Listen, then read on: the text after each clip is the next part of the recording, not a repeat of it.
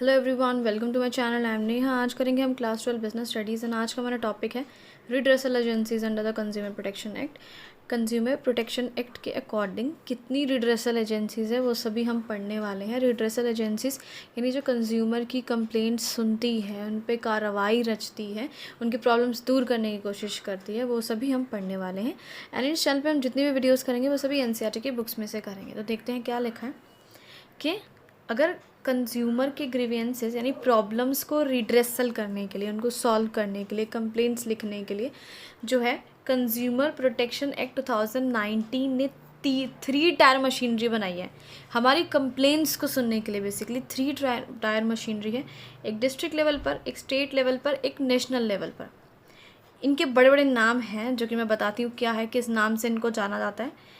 District consumer disputes redressal commission, ये district को level वाली है। स्टेट लेवल वाली को बोला जाता है state consumer disputes redressal commission. National level वाली को बोला जाता है national consumer disputes redressal commission. पता लग गया इनके बड़े बड़े नाम। शॉर्ट में इनको क्या बोलते हैं? शॉर्ट में बोलते हैं डिस्ट्रिक्ट कमीशन, स्टेट कमीशन और नेशनल कमीशन। आपको एग्जाम में बेसिकली ऐसे ही आप लिखेंगे इतने शॉर्ट में ही। While the national commission is set up by the central government, national commission भाई किसने बनाई है? सेंट्रल गवर्नमेंट करती है क्योंकि नेशनल लेवल पे है, ऑल इंडिया के लेवल पे है। और स्टेट कमीशन और डिस्ट्रिक्ट फोरम किसने बनाए हैं? स्टेट गवर्नमेंट ने। क्यों? क्योंकि ये स्टेट लेवल पे होते हैं। आगे पढ़ते हैं, चलो डिस्ट्रिक्ट कमीशन के बारे में डिटेल में पढ़ते हैं। District commission has a jurisdiction to entertain complaints with the value of goods और services paid as consideration does not exceed 1 crore rupees.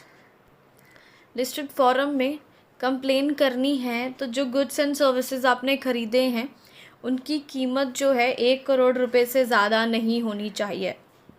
Exceed मतलब होता है ज़्यादा।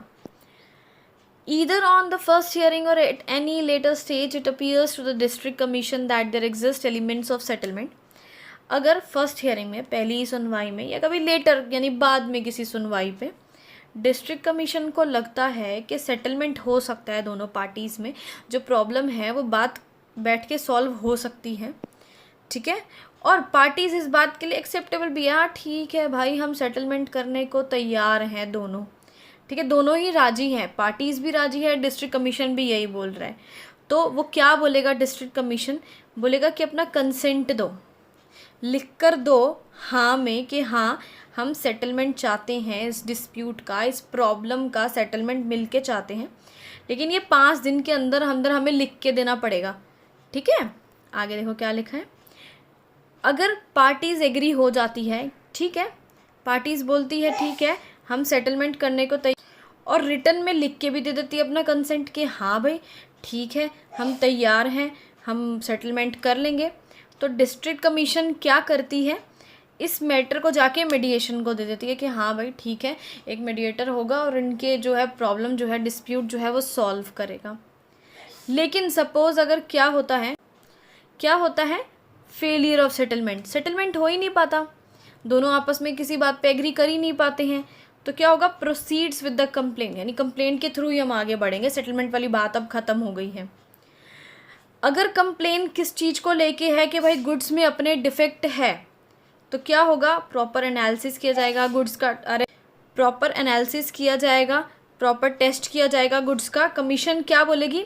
लाओ भाई गुड्स का सैंपल लाओ, ठीक है, सैंपल मंगवा लेगी, उसको सील करेगी और प्रॉपर अथॉरिटी के पास दे देगी, बोलेगी चलो भाई ये जो सैंपल है इसको अच्छे से एनालाइज करो, चेक करो इसमें क्या प्रॉब्लम थी। फिर लेकिन अभी तो ये गुड्स की बात हुई, सैंपल ले सकते हैं, सर्विसेज में कैसे सैंपल ले सकते हैं, तो इसमें क्या होगा?